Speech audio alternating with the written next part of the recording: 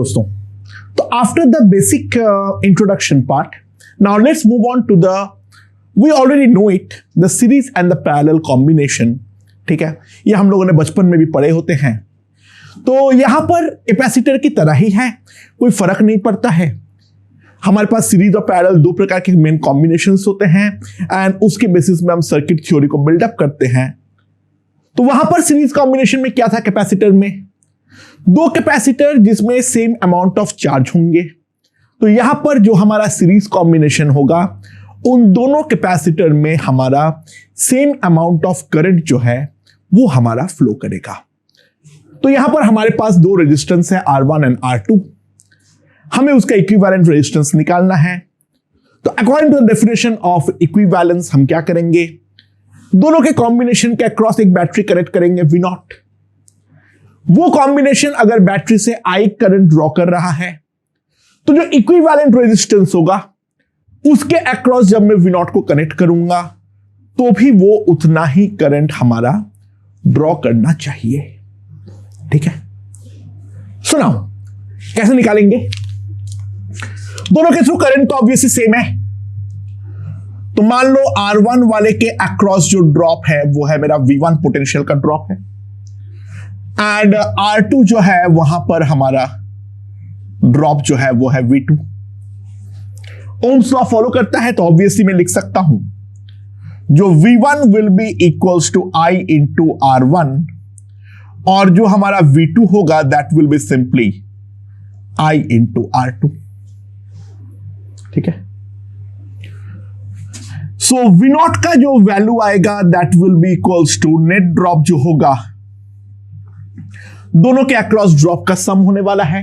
So V1 plus V2 and that will B I into R1 plus R2। ठीक है, तो V0 और I में रिलेशन आ गया है। एंड सिमिलरली यहां पर अगर हम ध्यान दें तो V0 will be equals to I into R equivalent, right. तो इन दोनों को मैं कंपेयर करके लिख सकता हूं, जो R equivalent will B R1 plus R2।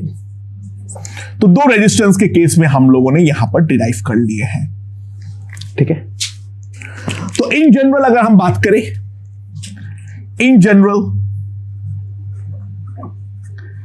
If R1, R2, R3, Rn are in series, अगर ये सारे के सारे हमारा सीरीज में है, ठीक है, देन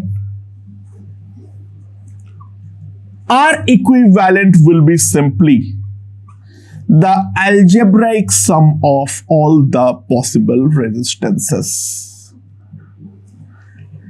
right?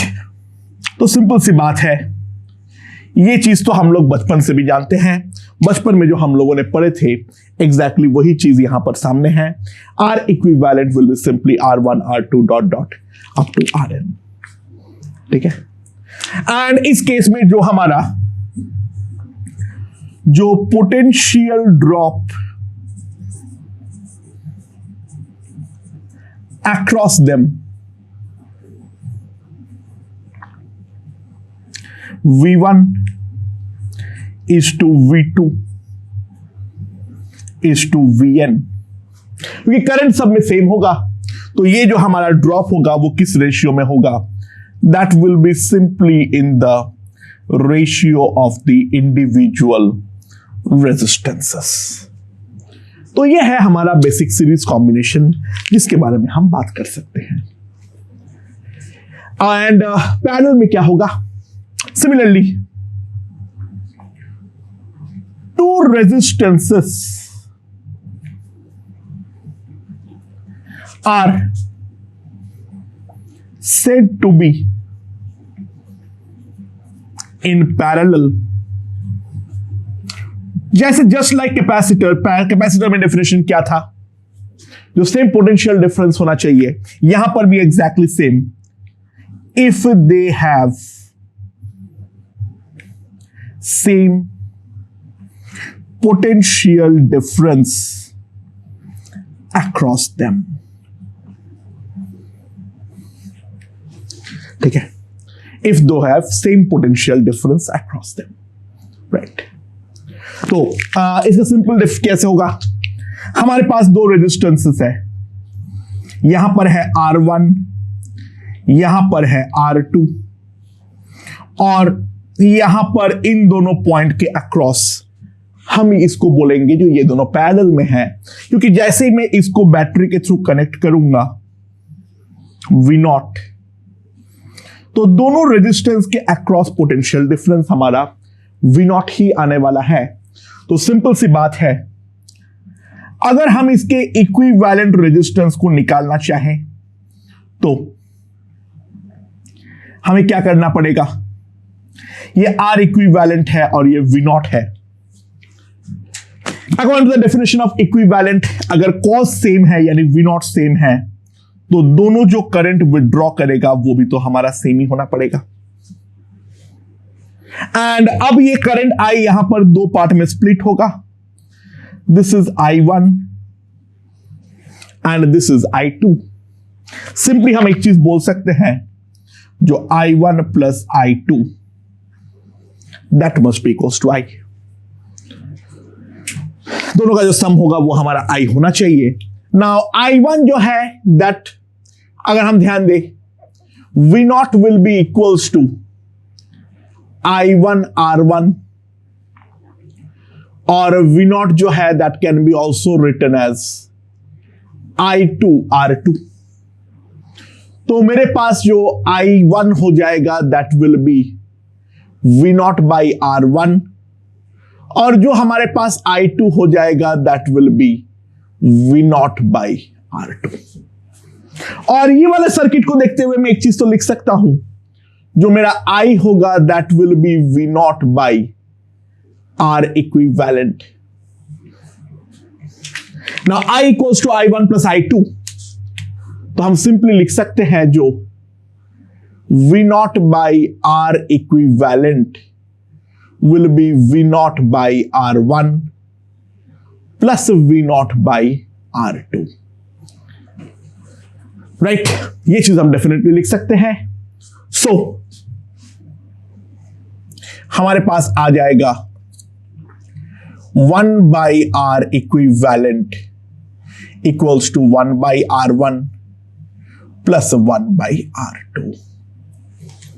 ये हमारे पास आ जाएगा, यानी हम लिख सकते हैं जो यहां पर जो हमारे पास आएगा R equivalent R1 R2 by R1 plus R2। ठीक है, ओके। सो यहां पर हम इन जनरल क्या लिख सकते हैं? In general, if R1, R2, R3 dot dot Rn are in parallel, अगर ये सारे के सारे हमारा आपस में पैरेलल पे कनेक्टेड है, तो हम लिख सकते हैं जो हमारा R इक्विवेलेंट होगा that will B 1 by R1 plus 1 by R2 1 by Rn to the power of -1. So that will be the value of R equivalent. ठीक है, एंड पोटेंशियल डिफरेंस तो सब में सेम ही होगा। तो क्योंकि I इंटू R हमारा सेम होना चाहिए, तो करंट थ्रू देम अगर हम देखें, I1 is to I2 is to IN will be 1 by R1, 1 by R2, 1 by Rn. So potential current जो होगा वो इस रेशियो पे हमारा डिवाइड होने वाला है in the case of parallel. अच्छा, एक इंपॉर्टेंट बात है, ध्यान देना, R equivalent in series is greater than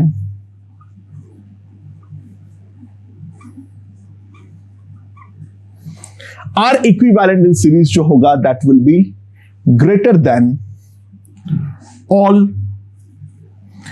individual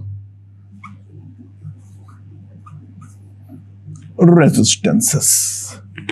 are equivalent in series जो होगा वो सारे, क्योंकि हम ऐड कर रहे हैं डायरेक्टली, तो वो सारे के सारे इंडिविजुअल रेजिस्टेंस से डेफिनेटली हमारा बड़ा होने वाला है। And on the other hand R equivalent in parallel is lesser than all individual Ri. R equivalent in parallel will be lesser than all individual Ri, जो हम लोग यहां पर देख सकते हैं। ओके दोस्तों, तो यहां पर अब एक इंपॉर्टेंट बात ध्यान देना, वो ये है जो if a short wire मतलब R equals to 0. If a short wire is connected in a series, ठीक है, if a short wire is connected in a series, it has no effect. It has no effect on R equivalent. अगर हम कोई short wire connect कर भी दे, अगर मान लो इन दोनों के साथ, तो R इक्विवेलेंट जो होगा वो होगा R1 plus R2 plus R short, वो हमारा 0 है। तो वहां पर हमारा R इक्विवेलेंट पे किसी भी प्रकार का कोई इफेक्ट नहीं पड़ने वाला है। ठीक है, अच्छा, similarly, if a short wire, यानी again R equals to 0, is connected in parallel,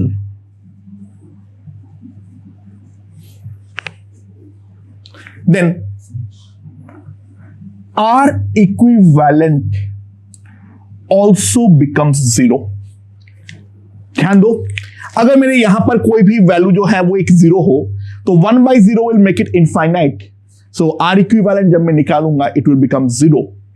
तो पैरेलल में अगर मेरा कोई स्ट्रेट वायर कनेक्टेड है तो वो एक स्पेशल केस है, ध्यान देना। All I flows through, जितना भी करंट है वो सारे flows through R equals to 0 and in rest I is equals to 0. यानी अगर कहीं पर भी कोई रेजिस्टेंस के साथ पैरेलल में हमें एक शॉर्ट वायर मिल जाए तो वो सारे रेजिस्टेंस कंप्लीटली यूजलेस बन जाएगा और उनके थ्रू कोई करंट जो है वो हमारा फ्लो नहीं करेगा। पूरा सर्किट का रेजिस्टेंस जो है वो हमारा 0 हो जाएगा। ठीक है, राइट। अच्छा, इफ एन infinite resistance, ठीक है, R equals to infinity, is connected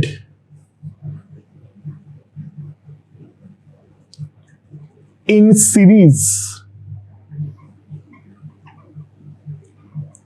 अगर मैं सीरीज में कोई एक इनफाइनाइट रेजिस्टेंस को लगा दूं तो R equivalent also becomes infinite.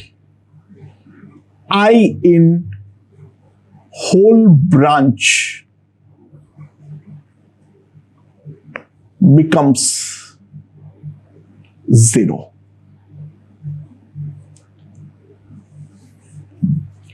Current in the whole branch जो है वो हमारा यहां पर 0 बन जाता है। ऑब्वियस सी बात है, राइट। और if R equals to infinite is connected in parallel,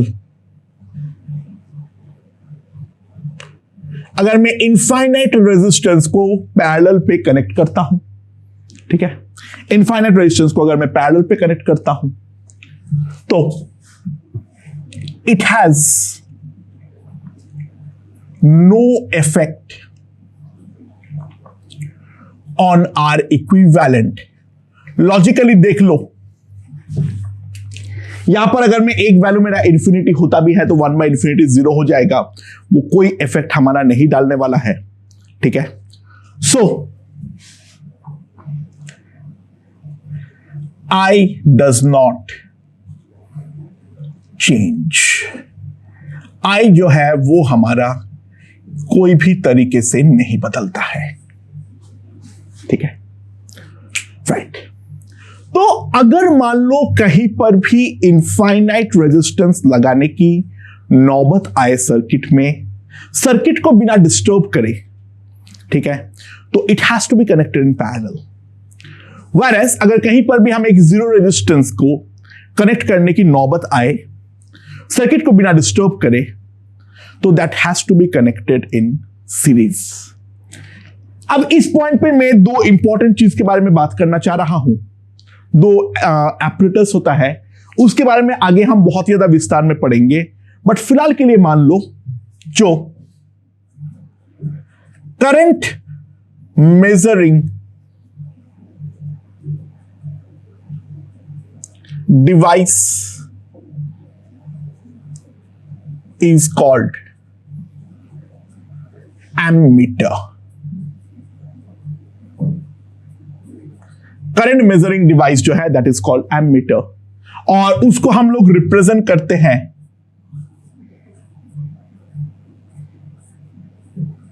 अरे लॉजिकली समझो, कोई एक ब्रांच में मुझे करंट मेजर करना है, करंट सेम हमारा सीरीज में होता है, तो ऑब्वियस सी बात है एमीटर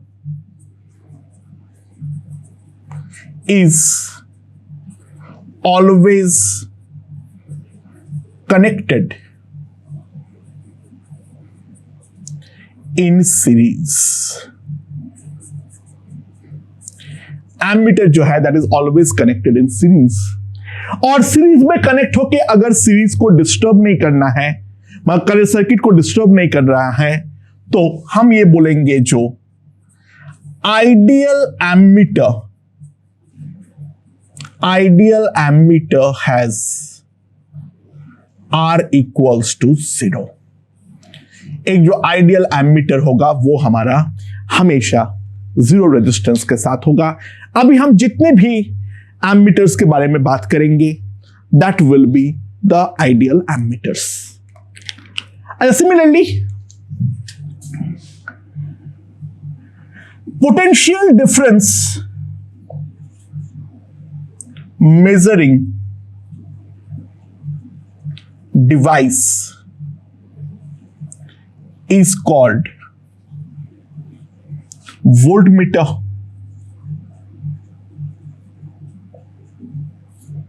और उसको हम लोग रिप्रेजेंट करते हैं ऐसे। अच्छा, पोटेंशियल डिफरेंस सेम किस पे होता है? पैरेलल पे होता है, ठीक है। तो पैरेलल पे जो है वहां पे हमें पोटेंशियल डिफरेंस सेम मिलेगा। तो एक बात ध्यान दो, जो वोल्टमीटर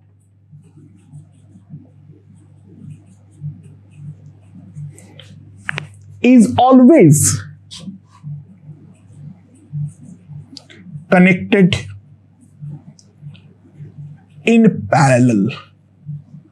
वोल्टमीटर जो है उसको हमेशा हमें पैरेलल पे ही कनेक्ट करना पड़ेगा, एंड पैरेलल पे होते हुए सर्किट को डिस्टर्ब नहीं करना है, तो हम बोलेंगे that the ideal voltmeter has R equals to infinity। Circuit को क्योंकि हमें डिस्टर्ब नहीं करना है, ठीक है। अच्छा, और कुछ इंपॉर्टेंट सिंबल्स हैं।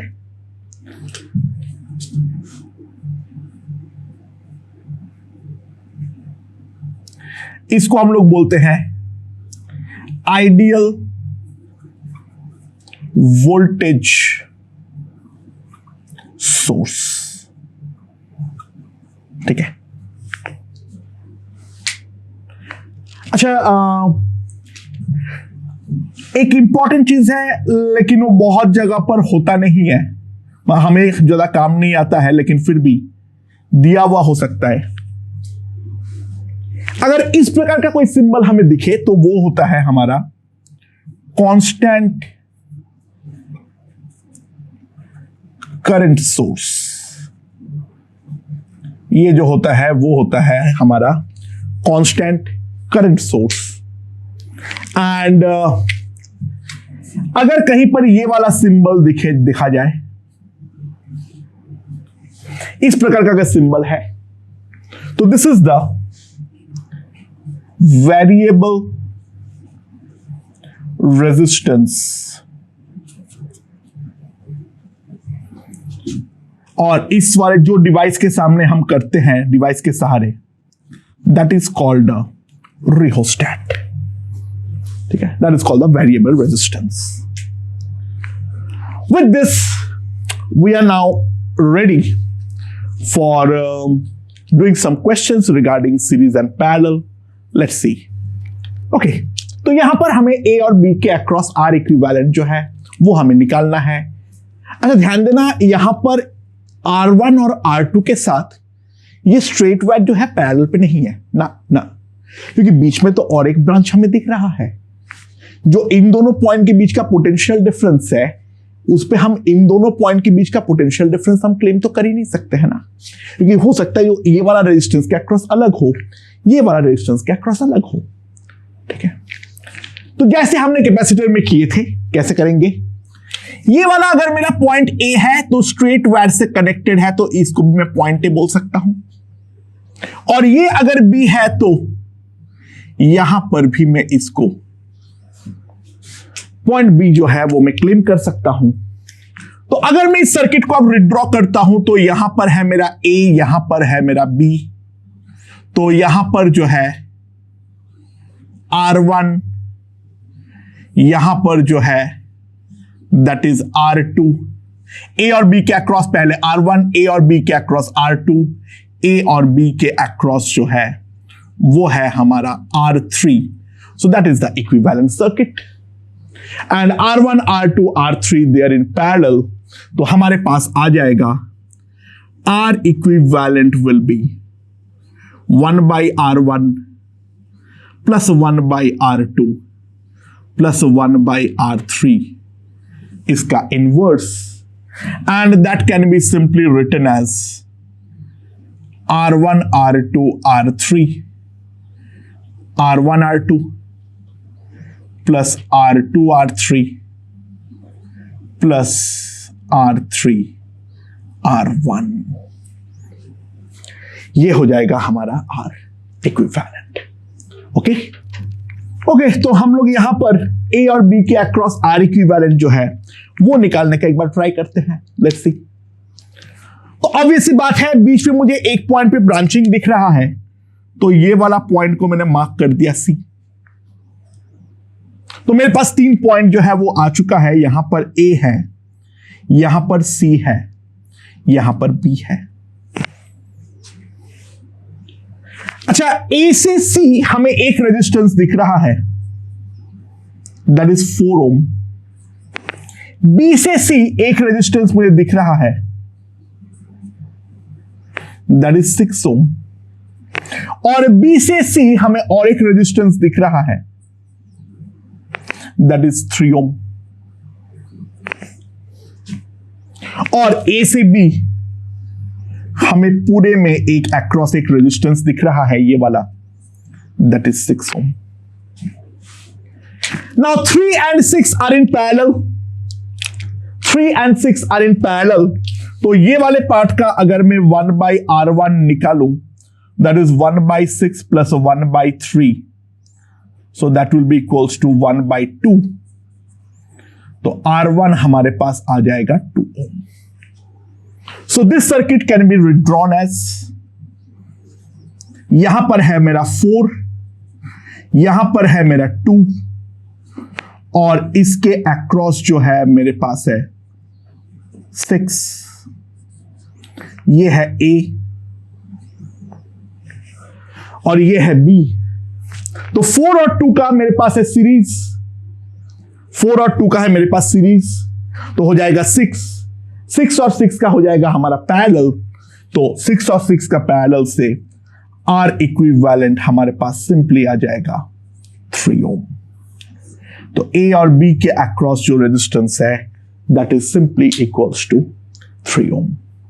ओके, तो ये वाले क्वेश्चन में we have to find the R equivalent across A and B।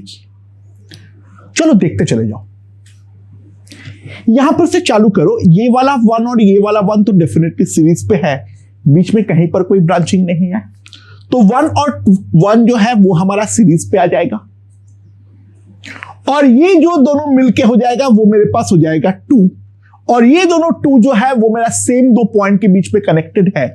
तो ये वाला 2 और ये वाला 2 जो है वो हमारा आपस में होगा पैरेलल पे। तो ये वाला पार्ट जो है उसको मैं 1 से रिप्लेस कर सकता हूं, 2 और 2 के पैरेलल मतलब 1, और सर्किट सबसे पहले सिंप्लीफाई होके यहां पर बन गया 1।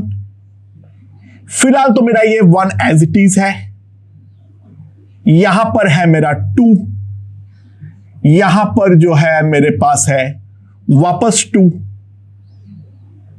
यहां पर है मेरा 1, यहां पर जो है वो है मेरा 1 और यहां पर जो है वो है मेरा 2। यहां पर है मेरा पॉइंट A, यहां पर है मेरा पॉइंट B। अब ध्यान दो, ये 1 और ये 1 वापस सीरीज, तो हो गया 2, ये 2 इस 2 के साथ पैरेलल तो हो गया 1। तो अब जो सर्किट मेरा वापस अगले स्टेप में थोड़ा सा सिंप्लीफाई होके आया, ये पूरा पार्ट को हटा के मैं यहां पर 1 लिख सकता हूं, यहां पर 1, यहां पर मेरा है 2, यहां पर जो है मेरा है 1, यहां पर जो है मेरा है 2। यह है मेरा टर्मिनल A और यह है मेरा टर्मिनल B। 1 और 1 सीरीज, 2 और 2 का पैरेलल दैट इज अगेन 1। ठीक है, तो अब जो है हम लोग लगभग खत्म पे आ चुके हैं। तो यहां पर ये वाला पूरा पार्ट को एलिमिनेट करते हुए हम लिख सकते हैं ये 1, ये 1 और इन दोनों के अक्रॉस 2। ये है मेरा पॉइंट A और ये है मेरा पॉइंट B। 1 और 1 अब सीरीज, 2 और 2 के साथ 2 पैरेलल, तो हमारे पास सिंपली आ जाएगा R equivalent will be equals to 1 ohm. तो स्टेप बाय स्टेप जो है मैंने सारे के सारे को कम करता चला गया। ओके, तो यहां पर ये सर्किट जो है वो हमें दिया हुआ है, हमें बैटरी के थ्रू करंट जो है वो हमें निकालना है। तो सबसे पहला स्टेप में जो करना पड़ेगा, हमें इन दोनों पॉइंट के अक्रॉस R इक्विवेलेंट अगर हम निकाल देंगे फिर तो गेम बहुत ही ज्यादा सिंपल है। तो सिंपली हम एक काम करते हैं, मैं ये वाला पॉइंट को A मार्क करता हूं और ये वाला पॉइंट को B मार्क करता हूं और इन दोनों पॉइंट के अक्रॉस में R इक्विवेलेंट निकालना चाहूंगा। अच्छा, मतलब ये जंप का मतलब है ये दोनों आपस में टच नहीं कर रहा है। ठीक है, अच्छा, ये अगर पॉइंट A है तो ऑब्वियस सी बात है ये वाला भी मेरा पॉइंट A होगा और ये अगर पॉइंट B है तो स्ट्रेट वायर से कनेक्टेड है, तो ये वाला पॉइंट को भी हम पॉइंट B बोल सकते हैं। देखो, स्ट्रेट वायर अगर है तो V equals to IR, V हमारा 0 हो जाएगा, यानी वो दोनों पॉइंट को मैं सेम पॉइंट डेफिनेटली मान सकता हूं। ठीक है, सो अगर मैं यहां पर एक इक्विवेलेंट सर्किट बनाना चाहूं A और B, तो A और B के अक्रॉस एक मेरे पास है 8 ओम,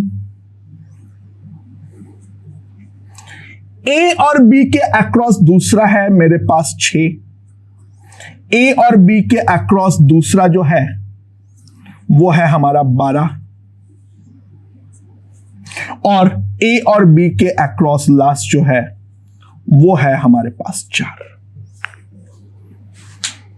तो हमारे पास जो आर इक्विवेलेंट आएगा 1/r will be 1/8 plus 1/6 plus 1/12 plus 1/4, ये हमारे पास आ जाएगा।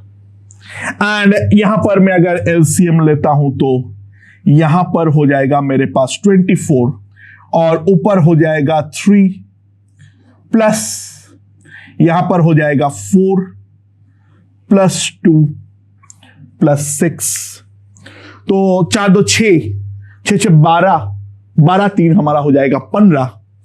तो आर इक्विवेलेंट आ जाएगा 24/15 ओम। तो हम जो बैटरी को कनेक्ट करेंगे यहां पर, ये मेरे पास हो गया है 24 वोल्ट एंड यहां पर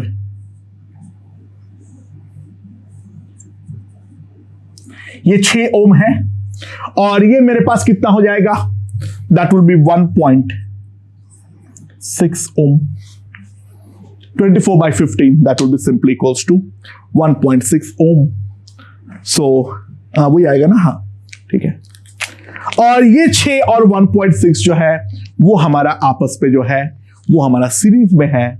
तो करंट आई हम सिंपली बोल सकते हैं 24 divided by the net R equivalent, that will be 24/7.6 ampere.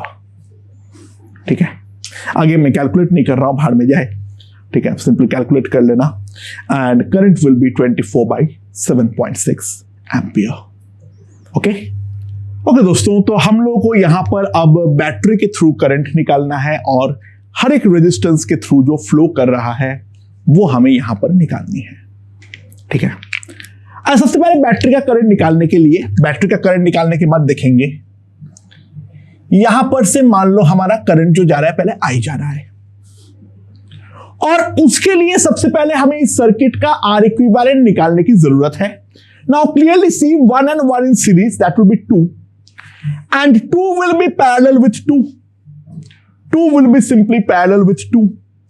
तो यहां पर जो 2 और 2 का पैरेलल होगा वो हो जाएगा 1 और 1 का फिर सीरीज बनेगा, दैट विल बी 2। ये 2 इस 2 के पैरेलल वहां पे हो जाएगा 1। तो हमारे पास जो नेट सर्किट का आर इक्विवेलेंट है that will be 4 ohm plus 1 ohm, that will be 5 ohm. तो बैटरी के थ्रू जो करंट आएगा that will be 20/5, that will be equals to 4 ampere. 4 ampere का करंट जो है वो हमारा फ्लो करेगा इस बैटरी के थ्रू। ठीक है, और ये जो हमारा 4 एम्पियर के थ्रू होगा, ध्यान देना, जो बैटरी के थ्रू होगा वही हमारा इस 4 ओम के थ्रू भी होगा, क्योंकि यहां पर तो किसी भी प्रकार का कोई डिविजन नहीं हो रहा है। राइट, अच्छा अब एक चीज ध्यान दो, स्टेप बाय स्टेप देखते हैं। सबसे पहले करंट जो है वो यहां पर 3 पार्ट में डिवाइड होगा। ये होगा I1, यहां पर होगा I2 और यहां पर होगा I3। टोटल 3 पार्ट में आके करंट डिवाइड होगा जो 4 एम्पियर का करंट है। ठीक है, अच्छा अब एक चीज को गौर से ध्यान दो, यहां पर अगर मैं इस सर्किट को रिड्रॉ करूं एक बार के लिए, तो ध्यान देना हमने जैसे निकाले थे, यहां पर मेरे पास है ये 2 ओम को मैं अलग से बना लेता हूं। ठीक है, और बाकी जो पार्ट ऑफ सर्किट है यहां पर तो 2 और 2 पैरेलल था, तो यहां पर हमारे पास 1 हो गया था, 1 और 1, यानी इस 2 के साथ पैरेलल पे एक्चुअली हमारे पास 2 ओम था। राइट, 2 के साथ पैरेलल में एक्चुअली हमारे पास 2 ओम था। तो ये वाले ब्रांच के थ्रू करंट जो है वो है मेरा I1, और ये वाले ब्रांच पे जो नेट करंट गया है वो I2 प्लस I3 गया है। क्योंकि दोनों हमारा 2 ओम का रेजिस्टेंस है, तो हम एक चीज तो पहले बोल सकते हैं, जो I1 will be equals to I2 plus I3। ठीक है, यानी इस पॉइंट पे आने के बाद जो डिवाइड हुआ है, बाकी दोनों पे कुल मिला के जैसा भी गया है आई डोंट केयर, बट यहां पर जो गया है वहां पर तो हमारे पास सिंपली गया है कितना, I1 तो गया ही है, राइट। तो टोटल करंट I यहां पर दो पार्ट में इक्वली डिवाइड होगा, I1 and I2 plus I3। तो हम सिंपली एक चीज बोल सकते हैं, जो I1 that is equals to I2 plus I3, that will be 4 ampere का आधा 2 एम्पियर। अब इस पॉइंट पे I2 और I3 पे आ जाओ। इस पॉइंट पे आने के बाद एक जो आ रहा है वो 2 ओम के थ्रू जा रहा है, और दूसरा वाला भी तो 2 ओम के थ्रू जा रहा है। तो सिंपली हम एक चीज बोल सकते हैं, जो I2 plus I3 that is equals to 2 ampere, and I2 will be equals to I3। तो हम सिंपली यहां से बोल सकते हैं, I2 that will be equals to I3 that will be equals to 1 ampere.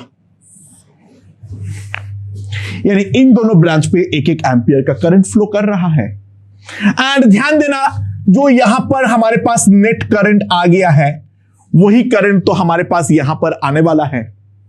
तो ये वाला करंट को अगर मैं I4 बोलता हूं, तो I4 is again equals to I2 plus I3, that will be simply 2 ampere। यानी इस वाले रेजिस्टेंस के थ्रू 4 एम्पियर जा रहा है, इसके थ्रू 2, इसके थ्रू भी 2, ठीक है, इसके थ्रू 1, और इन दोनों के through 1 ampere. That is the current division in the circuit. Okay okay दोस्तों, तो ये वाला सर्किट पे आप देखते हैं, तो करंट थ्रू ईच रेजिस्टर हमें निकालना है। तो पहले तो ये वाला 2 ओम का जो होगा वही हमारा बैटरी के थ्रू होगा, तो वो वाला करंट I एक बार मैं लिख देता हूं। चलो अब थोड़ा सा करते हैं। 2, 1, 2 are in series, they make it 5, and 5 and 1 are in parallel. तो यहां पर हमारे पास हो जाएगा 5/6। यहां पर हमारे पास हो जाएगा कितना, 1 और 5 का series, 1 into 5/5 plus 1, that will be 5/6। 2 5/6 that are in parallel, sorry series। तो कितना हो जाएगा मेरे पास, 2 plus 2 plus 5/6, that is 4 plus 5/6, so that will be 29/6। 29/6 and 1 that are in parallel, so that will be equals to 29/35, and 29/35 will be in series with 2, so that will be 99/35। तो हमारे पास जो R equivalent आ रहा है, simply calculate करते चले जाओ, please check the calculation. R equivalent जो हमारे पास आ रहा है, दैट विल बी 99/35 ओम। तो करंट I जो हमारे पास आएगा वो हमारे पास हो जाएगा 70/99 ओम, और वही करंट हमारा इस पॉइंट पे आने वाला है, और यहां पर ये दो पार्ट पे फ्रेगमेंट करेगा, I1 एंड I2।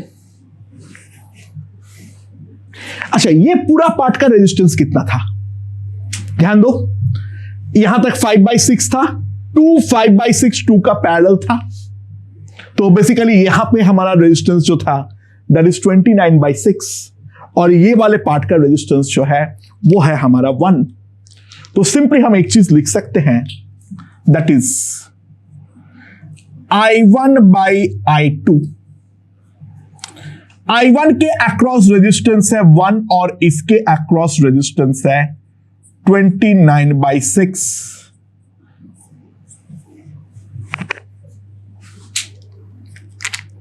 तो टोटल करंट जो है वो इस रेशियो पे डिवाइड होगा।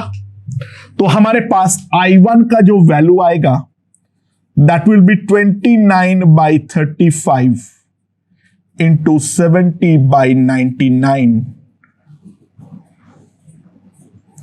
58/99 एम्पियर। इसके थ्रू जो करंट जो है वो 29:6 के रेशियो में डिवाइड होगा। तो 35 पार्ट्स में से 29 पार्ट्स I1 को दे दो। तो यहां पर से जो अब करंट जाएगा, मैंने I3 पता नहीं क्यों लिखा, I2 सॉरी, ठीक है। एंड नाउ ये वाला I2 से यहां पर आ जाओगे तो यहां पर वो दो पार्ट में डिवाइड होगा, I3 और I4,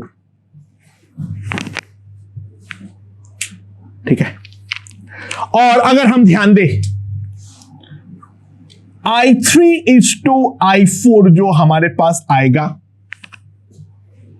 बाय द वे मैंने I2 लिखना भूल गया, I2 का वैल्यू देख लो सिंपली कितना आ जाएगा, 6/35, 70/99, that is 12/99 एम्पियर। एंड यहां पर जो डिवीजन होगा I3 और I4, I3/I4 that will B, I3 के अक्रॉस 1 है, I4 के अक्रॉस रेजिस्टेंस है 5, तो उस रेशियो पे डिवाइड होगा। तो इन दोनों का सम जो होगा वो तो हमारा I2 होगा। तो I3 जो होगा 6 पार्ट में से 5 पार्ट इसके पास जाएगा इंटू 58/99, ये हमारे पास आने वाला है, ठीक है। I3 जो होगा that will be simply 5/6 into 58/99, so that will B 29 into 5, 29 2 से काट दो, यहां पर 3 हो जाएगा और यहां पर हमारे पास 99 हो जाएगा, ठीक है। तो कितना आ जाएगा मेरे पास यहां पर, नीचे तो हमारे पास आ जाएगा 297, यहां पर हमारे पास हो जाएगा 297, ठीक है। और ऊपर जो हो जाएगा वहां पर हमारे पास 29 हो चुका है, तो 29 into 5, so that will B 145/297 ampere. ये मेरे पास I3 का वैल्यू हो जाएगा। और I4 जो होगा, I4 जो होगा that will be simply 1/6 into 29/297 ampere, ठीक है। ये मेरे पास I3 और I4 हो गया, सब कुछ आ चुका है। बाय द वे यहां पर I2 डिवाइड हो रहा है 2 पार्ट में, ये वाला पॉइंट पे आके वापस कन्वर्ज करेगा, तो इसके थ्रू तो हमारा वापस I2 ही होने वाला है। एंड अब मैंने सारे वैल्यूज ऑफ करंट जो है हर पॉसिबल ब्रांच पे वो मैं निकाल के रख दिया हूं। ओके दोस्तों, तो यहां पे देखते हैं।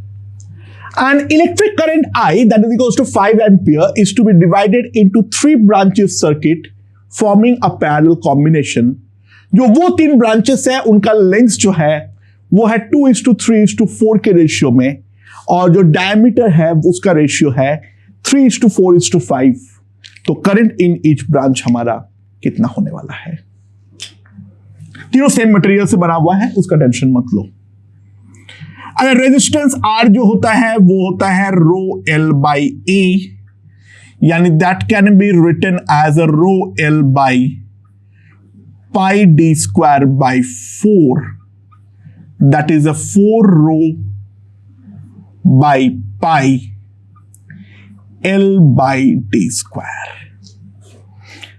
बाकी ये चीज तो हमारा हर वायर के लिए कांस्टेंट होगा, क्योंकि रो और पाई तो ऑब्वियसली कांस्टेंट है। तो जो हमारा तीनों का रेजिस्टेंसेस होंगे that will B R1:R2:R3। that will be 2 by 3 square, 3 by 4 square, 4 by 5 square.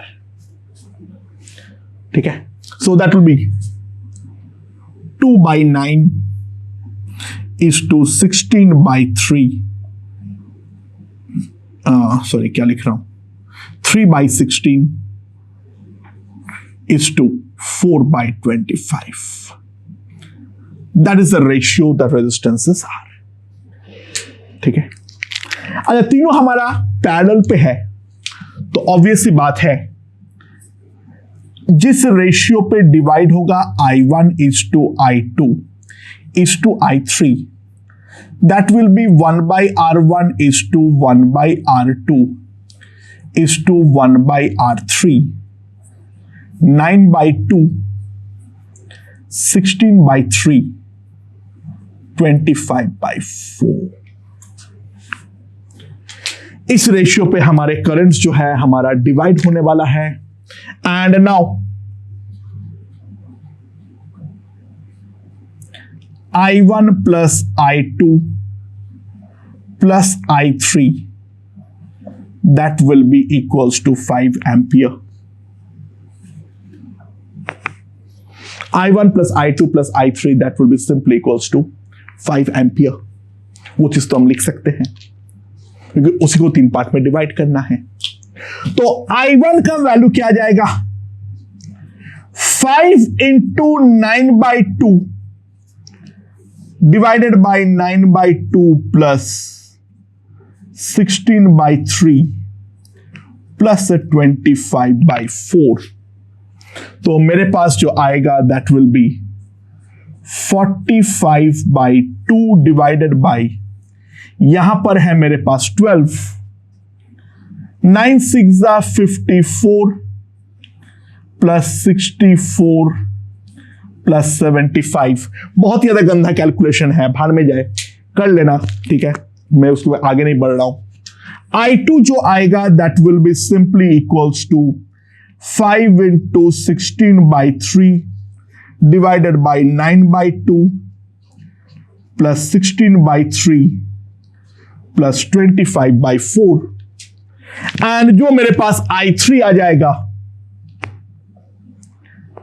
that will be equals to 5 into 25 by 4 divided by 9 by 2 plus 16 by 3 plus 25 by 4. तो इस तरीके से कैलकुलेशन थोड़ा गंदा था. ठीक है, अच्छा डेटा देगा तो थोड़ा अच्छा हो जाएगा. इस तरीके से हम लोग निकाल सकते हैं. ओके दोस्तों, तो ये वाले सर्किट पे जब फाइनली सब कुछ हो जाएगा तो हमें X और Y के बीच में जो हमारा पोटेंशियल डिफरेंस है वो हमें निकालना है. अच्छा, ऑब्वियस सी बात है यहां पर अगर हम ध्यान दें, ये जो रेजिस्टेंस लाइन है और ये जो कैपेसिटेंस लाइन है ये दोनों हमारा आपस में पैरेलल में है. तो ये दोनों इंडिविजुअली सीरीज में है, ये दोनों इंडिविजुअली सीरीज में है. तो यहां पर अगर मैं करंट बोल देता हूं I और चार्ज है मान लो plus q minus q, plus q minus q. अच्छा, यहां पर मैं नाम दे देता हूं ये वाला पॉइंट को A और यहां पर ये पॉइंट को नाम दे देता हूं B. यहां पर A है, यहां पर B है. VAB ऑब्वियसली बात है 24 वोल्ट है. अच्छा, करंट I मेरे पास कितना आ जाएगा? 8 और 4 का हमारे पास सीरीज है तो R इक्विवेलेंट जो है वो तो मेरे पास 12 है. तो I will be 24 by 12 ampere, that is 2 ampere. तो VAX that will be 8 into 2, that will be simply equals to 16 volt. ये हम लिख सकते हैं VAX. ठीक है. अच्छा, चार्ज Q कितना हो जाएगा? 8 और 4 का सीरीज है तो नेट कितना हो जाएगा? 8 into 4 divided by 12. So that will be simply equals to कितना हो जाएगा? 32 by 12. That will be 8 by 3.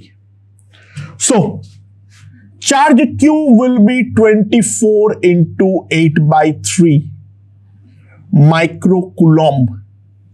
So that will be 64 microcoulomb. So VAY, Q divided by the individual capacitance, that will be 8. So that will be simply equals to हमारे पास आ जाएगा 8 volt. तो A के respect में X जो है वो 16 वोल्ट नीचे है और A के रेस्पेक्ट में Y जो है वो हमारा 8 वोल्ट नीचे है। तो VXY अगर मुझे निकालना हो, सो that will be simply VAY minus VAX। ये तो मैं डेफिनेटली लिख सकता हूं, ठीक है। So that can be written as 8 minus 16, that is equals to minus 8 volt. यानी x के रेस्पेक्ट में y जो है 8 वोल्ट ज्यादा है, ठीक है। 8 वोल्ट जो है वो हमारा ज्यादा है, यानी x is at lower potential as compare to y by an amount of 8 volt. Okay दोस्तों, तो ये बात देखते हैं। ABCD is a square frame of uniform wear. Each side has a resistance that is equals to 1 ohm. Find the point E on CD such that if a uniform wear of resistance equals to 1 ohm is connected across AE and the battery is connected across AC, then we have to find, then B and E, these 2 points are equipotential. तो किस तरीके से हमारा circuit बनेगा? यहां पर तो हमारा चलो A का 1 ओम का है, यहां पर ये मेरा पॉइंट A है, मेरा पॉइंट B है, यहां पर मेरा C है, यहां पर मेरा D है। BC और D के बीच में A का पॉइंट है E, ठीक है। मान लो वो हमारा इस तरीके से CD का लेंथ को डिवाइड करता है, क्योंकि रेजिस्टेंस तो हमारा लेंथ के प्रोपोर्शनल है। तो A और E के बीच में मैंने 1 ओम जो है वो मैंने कनेक्ट कर दिया हूं, और ये वाले को x:1 माइनस x पे डिवाइड करता है, ठीक है। तो ये वाले जो है this is my x ohm, this is my 1 minus x ohm, और A और C के अक्रॉस हमारा बैटरी जो कनेक्टेड है वो मेरे इस तरीके से है। A और इसके अक्रॉस जो बैटरी कनेक्टेड है that is equals to V0। तो हम किस तरीके से निकालेंगे उसके बारे में एक बात देखते हैं, ठीक है। अच्छा, सबसे पहले बात समझो, मतलब ये x और 1 माइनस x कैसे लिखा समझ में आया ना, क्योंकि यूनिफॉर्म वेयर है। तो E अगर इंटरनली B CD को x:1 माइनस x पे डिवाइड करता है, तो जो रेजिस्टेंसेस होंगे वो भी x:1 माइनस x पे डिवाइड होगा। टोटल रेजिस्टेंस तो 1 ओम ही है हमारे पास, तो ये x ओम हो गया, ये 1 माइनस x ओम हो गया। सबसे पहले अगर हम ध्यान दें, ऊपर वाले ब्रांच पे जो हमारा R इक्विवेलेंट है, so that will be simply 1h plus 1, that will B 2 ओम। और नीचे वाला ब्रांच का अगर मैं R इक्विवेलेंट निकालना चाहूं तो कितना आएगा? 1 और x सीरीज, तो x प्लस 1, उसके साथ जो है 1 मेरा आएगा पैरेलल पे, तो x प्लस 1 और 1 का पैरेलल कितना हो जाएगा? दोनों को मल्टीप्लाई करो, x प्लस 1 डिवाइड करो दोनों का सम से, that will be x plus 2, और ये x प्लस 2 और 1 माइनस x जो है वो हमारा सीरीज पे है। तो ऊपर वाले का R1 तो हमारे पास 2 ओम आ गया है, और नीचे वाले का जो हमारा रेजिस्टेंस होगा R2, that will be x plus 1, x plus 2 plus 1 minus x ohm। तो ये मेरे पास जो आ जाएगा that will be simply equals to, अगर हम ध्यान दें कितना हो जाएगा, that will B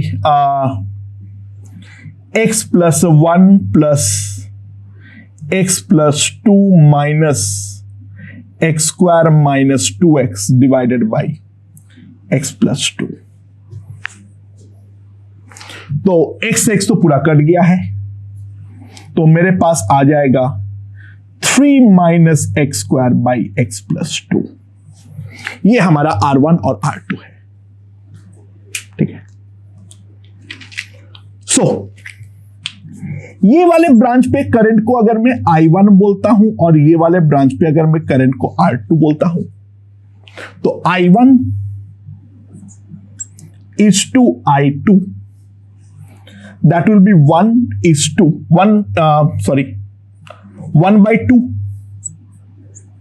is to x plus 2 by 3 minus x square, ठीक है। अच्छा, VCB में क्या बोल सकता हूं, VCB में क्या बोल सकता हूं, that will be simply equals to 1 into I1, और VCE जो मैं लिख सकता हूं that will be 1 minus x into I2। ये तो मैं डेफिनेटली लिख सकता हूं, और ये दोनों हमारा इक्वल होना चाहिए, क्योंकि B और E हमारा इक्विपोटेंशियल बोला है, तो C के रेस्पेक्ट में दोनों केस में ड्रॉप हमारा या गेन हमारा हमेशा सेम होना चाहिए। तो I1 will be 1 minus x into I2, तो 1 minus x will be I1 by I2, and I1 by I2 जो हमारे पास आएगा half divided by x plus 2 by 3 minus x square, तो हमारे पास आ जाएगा 1 minus x into x plus 2 will be equals to 3 minus x square by 2। ये हमारे पास आ जाएगा equation, and now simply solving it we will get the value of x। Let's see कितना आ रहा है, 2 plus x minus 2x minus x minus x square, 3 minus x square by 2 minus 2x square minus 2x plus 4 equals to 3 minus x square. तो हमारे पास simply आ जाएगा x square plus 2x minus 1 that will be 0, minus b negative तो हो नहीं सकता है, b square minus 4ac by 2, and that will be simply come out to be x will be equals to root 2 minus 1। x जो आ जाएगा that will be simply 8 root 8 is 2 root 2, तो 2 से डिवाइड कर दो, that will be simply root 2 minus 1। तो x is to 1 minus x will be root 2 minus 1, 2 minus root 2, ठीक है, सॉरी 2 प्लस रूट 2, ठीक है। ये होगा, इस तरह रेशियो पे हमें डिवाइड करना पड़ेगा, जो कि B और E जो है वो हमारा इक्विपोटेंशियल होने वाला है। ओके, ये वाले क्वेश्चन में क्या बोला है, जो मेरा एमीटर जो यहां पे लगा हुआ है उसका रीडिंग दोनों स्विच को मैं ओपन रखूं या क्लोज रखूं उससे कोई फर्क नहीं पड़ता है। तो सवाल ये है हमारा R का वैल्यू जो है वो क्या होना चाहिए। Let's see. अच्छा, अगर स्विच ओपन होगा, पहला केस तो हम ये देखेंगे जो बोथ स्विचेस ओपन, फिर तो सर्किट में कोई कॉम्प्लेक्सिटी नहीं है, ये वाला लाइन तो है ही नहीं, नीचे वाला लाइन भी नहीं है, 300, 100 और 50 जो है वो हमारा सीरीज पे है, तो टोटल रेजिस्टेंस जो है वो हमारे पास हो गया है 450 ओम। तो जो हमारा करंट के तीनों सीरीज पे है, सब में करंट सेम होगा, तो एमीटर का जो रीडिंग आएगा दैट विल बी 1/300 एम्पियर। ठीक है, सही किया हो, होप सो, या सही किया हो। It will be simply 1/300 ampere. अच्छा, जैसे ही मैं दोनों स्विच को क्लोज करूंगा, यानी बोथ switches closed, क्या आएगा? यहां पर 50 ओम के साथ एक शॉर्ट वायर पैरेलल पे आएगा, और पैरेलल पे आते ही तो तुरंत समाप्त है। बट ये 100 ओम के साथ आर जो है वो हमारा पैरेलल पे चला जाएगा, तो ये 100 है, तो ये आर है, और इसके साथ यहां पर 300 और यहां पर हमारे पास हो जाएगा 1.5 वोल्ट। ये हमारा सर्किट है। अच्छा, ऊपर का ब्रांच में जो करंट होना चाहिए वो अभी भी हमारा होना चाहिए 1/300 एम्पियर। ये चीज बोला हुआ है, ठीक है। अच्छा, सर्किट का इक्विवेलेंट रेजिस्टेंस क्या होगा? ये वाले पोजीशन पे जो हमारा आर इक्विवेलेंट होगा that will be 300 plus 100 R by R plus 100।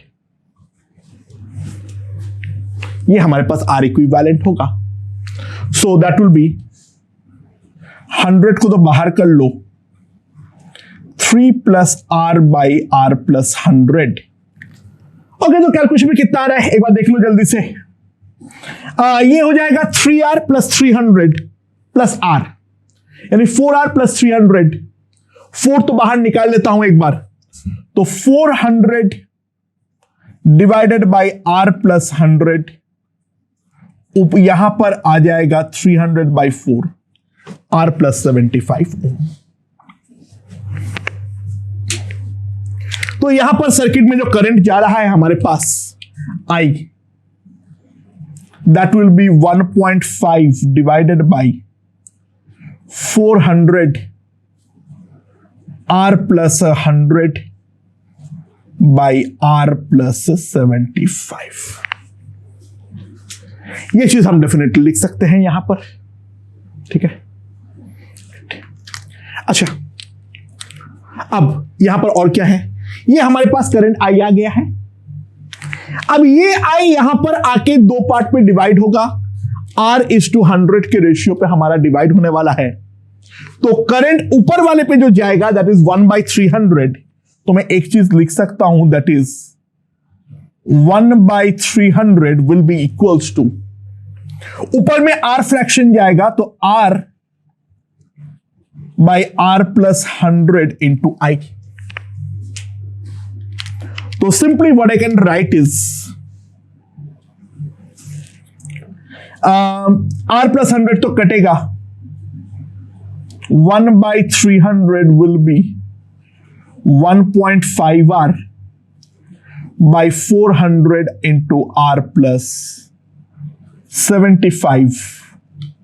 ये हमारे पास आ जाएगा। सो 400R plus 75 into 400, that is equals to 450R। तो R हमारे पास जो आ जाएगा